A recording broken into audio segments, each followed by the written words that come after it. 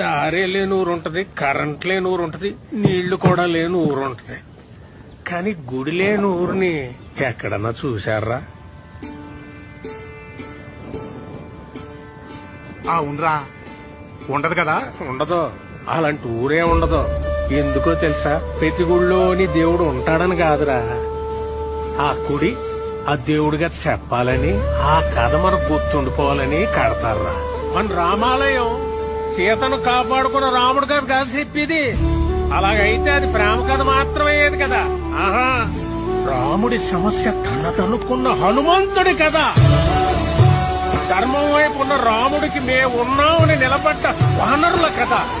అధర్మంపై గెలవడానికి యుద్ధం చేసిన సైన్యం కథ అది. అందుకే రామాయణం లోక కళ్యాణం కోసం జరిగిందంటారు. ప్రతి భజనలోనూ చెప్పుకునే ఈ కథ ఏదో ఒక రోజు మనకు ఉపయోగపడాలని చెప్తాం. ఈ రోజు అవ్వాలరా.